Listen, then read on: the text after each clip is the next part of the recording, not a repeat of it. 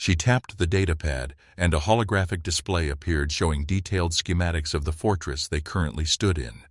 The Zephyrians tensed as they realized the images showed not just the public areas, but security systems, power distribution networks, and even the private quarters of high-ranking officers.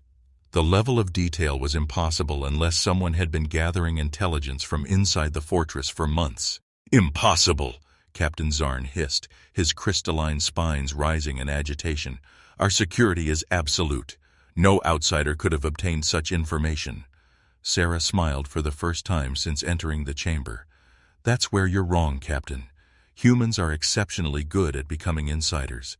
For the past 6 months, 17 of my people have been living and working within your fortress. They've served your meals, maintained your equipment, and cleaned your chambers. They've learned your routines, your habits, and your weaknesses, and you never noticed them because you never thought to look." The chamber erupted in angry shouts and demands for explanations. General Krex slammed his massive fist against his throne, creating a sound like crystal mountains colliding. "Impossible! All our servants are loyal Zephyrians or conquered species we've enslaved. We have no humans in our fortress." "Don't you?" Sarah asked quietly, and her words somehow carried over the chaos. "Have you personally verified the identity of every single being who has served you a meal? Every technician who has repaired your systems? Every cleaner who has maintained your chambers? Humans are remarkably adaptable, General. We can change our appearance, learn your languages, and adopt your customs with surprising ease."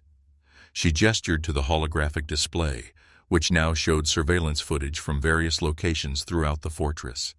In the images, figures that appeared to be various alien species were going about their duties. But as Sarah manipulated the controls, the images enhanced and clarified, revealing subtle details that identified each figure as human in sophisticated disguise. "This is Lieutenant Martinez," Sarah pointed to a figure who appeared to be a Korthak maintenance worker. "He's been repairing your defensive systems for 3 months. And this is Sergeant Kim, who's been serving meals to your command staff while disguised as a Yelian food servant. Each of my people has been gathering intelligence and making small, undetectable modifications to your fortress." Captain Zarn's crystalline features had gone pale with realization. "What kind of modifications?" "Nothing harmful," Sarah assured him. "We're not here to destroy or damage. We simply wanted to demonstrate that strength isn't always about size or armor or weapons. Sometimes it's about patience, adaptability, and the ability to see opportunities where others see only obstacles." General Krex stood again, his massive form radiating tension and barely controlled anger. "You dare to mock us? To demonstrate that you could have sabotaged our fortress at any time? This is an act of war." "No, General," Sarah replied calmly. "This is an act of diplomacy. Everything my people have done can be undone. Every modification can be reversed. Every piece of intelligence we've gathered can be shared with you instead of used against you. But first, I formally request the ancient right of single combat to determine the outcome of our conflict." The Zephyrian officers looked at each other in confusion. Their ancient laws were clear about such challenges, but they had been written in a time when all warriors were roughly equal in size and strength. No one had ever imagined a challenge between species so physically different. The unexpected arrival. The massive gates of the Zephyrian High Command Fortress creaked open with a sound like grinding mountains. Commander Sarah Chen walked through alone, her standard Earth Defense Force uniform looking almost comically small against the towering crystalline walls that stretched hundreds of feet into the crimson sky of Nexus 7. Her boots clicked steadily against the polished stone floor as she made her way toward the central command chamber, where dozens of alien eyes watched her approach with barely contained amusement. General Krex rose from his command throne, his 12-foot frame casting a shadow that could have covered a small vehicle. His crystalline exoskeleton caught the light from the floating energy orbs, creating rainbow patterns across the chamber walls.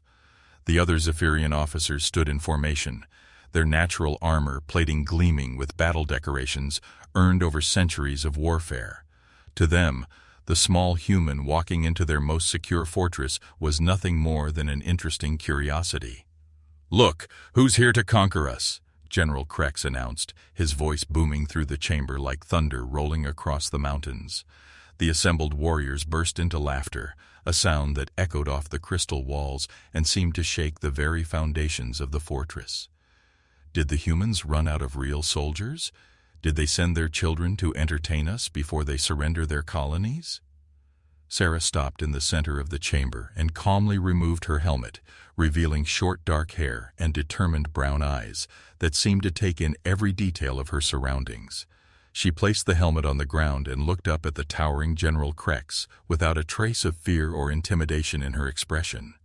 The laughter gradually died down as the Zephyrians began to notice that this small human showed no signs of the territory war they expected.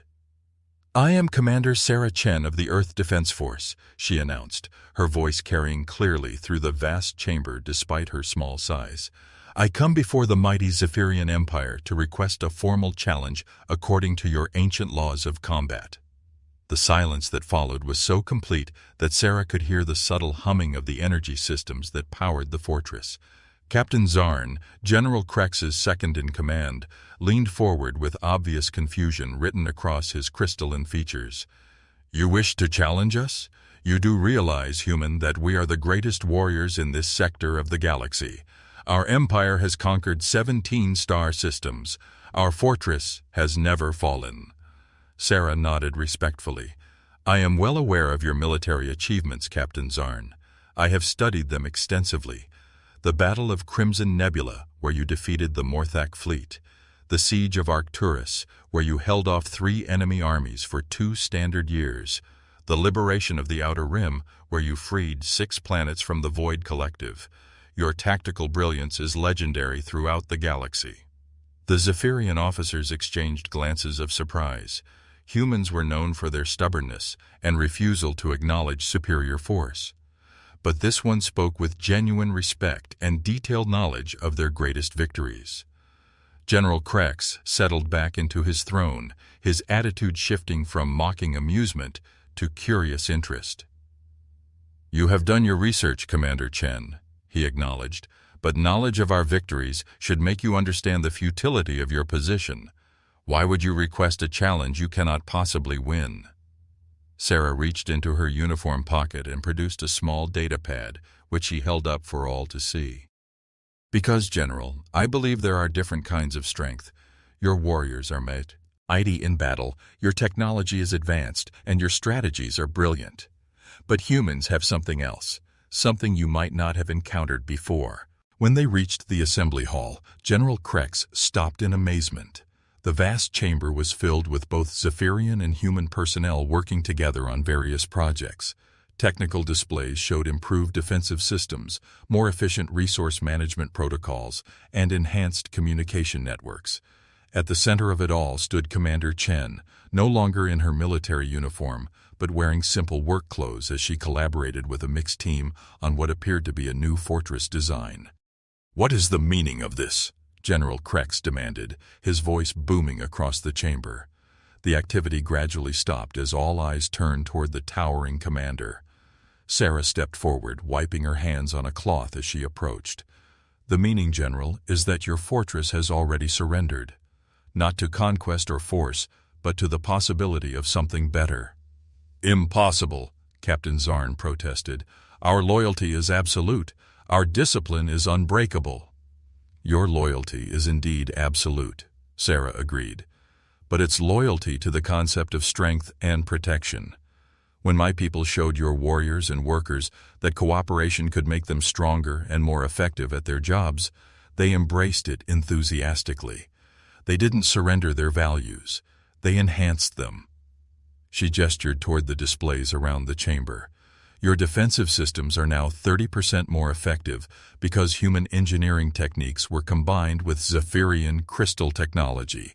Your resource management is 40% more efficient because human logistics expertise was integrated with your existing supply chains.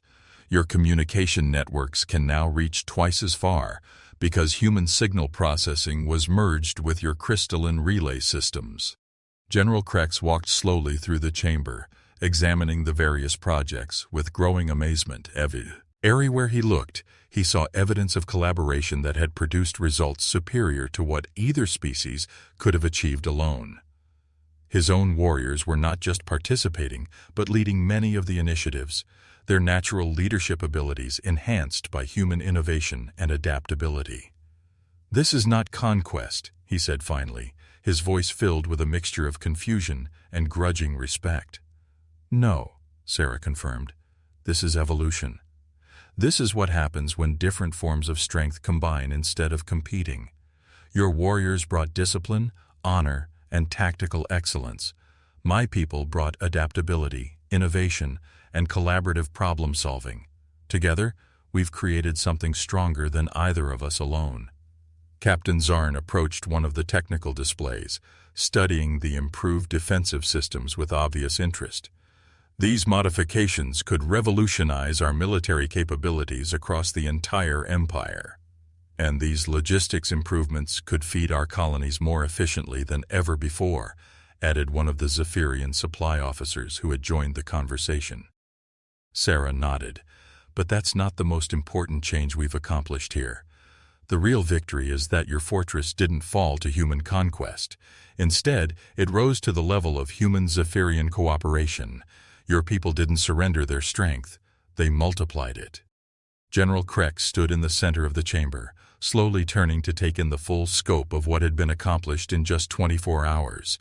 His crystalline features reflected the lights from the various technical displays, creating patterns that seemed to shift and change like his understanding of the situation. "You have proven your point, Commander Chen," he said finally. "Humans possess a form of strength we had not recognized. But I must ask, what prevents us from simply taking these improvements and sending you away? We could benefit from what you've shared without offering anything in return." Sarah smiled, and there was something in her expression that reminded the general of his own strategic thinking. "Because, General, what we've shown you in 24 hours is just the beginning. Every human in this chamber has knowledge and skills that could continue to benefit your empire for years to come. But more importantly, every Zephyrian here has learned something about human capabilities that makes them more effective at their jobs." She walked over to where a young Zephyrian warrior was working alongside a human technician on weapon maintenance procedures. "Sergeant Klex here has discovered that human tool usage techniques can make equipment maintenance 50% faster. Lieutenant Torres has learned that Zephyrian precision and attention to detail can make human innovations much more reliable. They've both become more valuable than they were before, not just to their respective species, but to any combined force." Captain Zarn stepped forward, his earlier suspicion replaced by genuine curiosity. "What exactly are you proposing, Commander?" "An alliance," Sarah said simply. "Not human domination of the Zephyrian Empire, and not Zephyrian conquest of human space. A true partnership where both species contribute their strengths and cover for each other's weaknesses. Your empire gains access to human adaptability, innovation, and collaborative techniques. Humanity gains the protection of Zephyrian military might and the stability of your established governance systems." General Krex was quiet for several long minutes as he processed this proposal. Around him, the mixed teams of humans and Zephyrians continued their work, providing a living demonstration of how such cooperation might function on a larger scale. "The fortress has indeed surrendered," he said finally, "not to conquest, but to the possibility of becoming something greater than it was before. See, Commander Chen, I believe it is time to discuss the terms of this alliance you propose." Sarah extended her hand in the human gesture of agreement, and after a moment's hesitation, General Krex reached down to grasp it with his massive crystalline fingers. The size difference was dramatic, but the handshake represented something that transcended physical strength, the meeting of different kinds of power in mutual respect and shared purpose. The chamber erupted in cheers from both species, but the celebration was not about victory or defeat.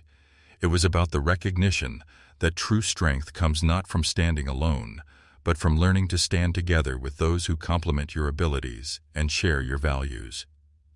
As the sounds of celebration filled the air, Sarah looked around the chamber and smiled.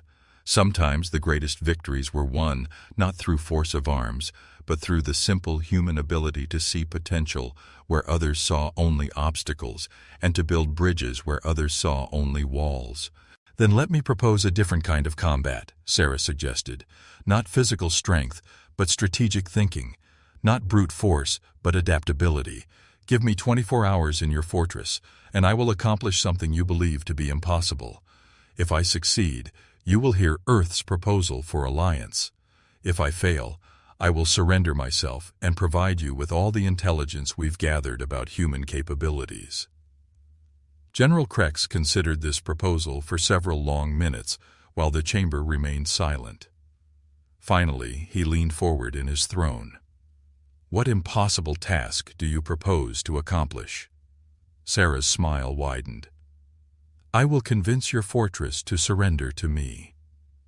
The laughter that erupted from the Zephyrian warriors was even louder than before, but this time it carried an edge of uncertainty. They had seen what humans could accomplish when underestimated, and the thought of this small figure somehow taking control of their impregnable fortress was both absurd and oddly disturbing. "Very well, Commander Chen," General Krex declared. "You have 24 hours. But know this, if you fail, the consequences will be severe, not just for you, but for all of humanity." Sarah picked up her helmet and placed it back on her head. "Understood, General, but I think you'll find that humans are full of surprises." The human element. 23 hours later, General Krex paced the length of his command chamber like a caged predator. His crystalline spines rippled with agitation as he checked the chronometer for the 100th time in the past hour. Throughout the fortress, his security teams had been searching for any sign of Commander Chen's activities, but the human had seemingly vanished into the massive structure like smoke in the wind. Captain Zarn entered the chamber with a troubled expression on his angular features. "General, we have reports coming in from all over the fortress. Strange things are happening, but nothing that seems threatening or even particularly significant." "Explain," Krex demanded. "The kitchen staff reports that their food preparation has become significantly more efficient. The maintenance crews say their equipment is running better than it has in years. The communication technicians have noticed improved signal clarity throughout all our networks." Zarn paused, looking confused. "The humans who were disguised as our servants have revealed themselves, but instead of creating chaos or damage, they've been helping our people work more effectively." General Krex stopped pacing and turned to stare at his second-in-command. "Helping? They're supposed to be conquering us." "That's what I don't understand," Captain Zarn admitted. "They've introduced new techniques that make our jobs easier. They've shared knowledge about more efficient ways to organize our supply systems. They've even taught some of our younger warriors new tactical concepts that complement our existing strategies rather than replacing them." Before General Krex could respond, the chamber's communication system activated. Commander Chen's voice filled the room, though she was nowhere to be seen. "General Krex, Captain Zarn, please report to the main garrison assembly hall. It's time for the final demonstration." The two Zephyrian officers exchanged wary glances before making their way through the fortress corridors. As they walked, they noticed that the atmosphere throughout the stronghold had changed dramatically. Instead of the usual tense efficiency of a military installation, there was an almost festive mood in the air. Zephyrian soldiers were talking animatedly with humans who no longer bothered to maintain their disguises. Laughter echoed from various chambers, and the normal rigid hierarchy seemed to have relaxed into something more collaborative.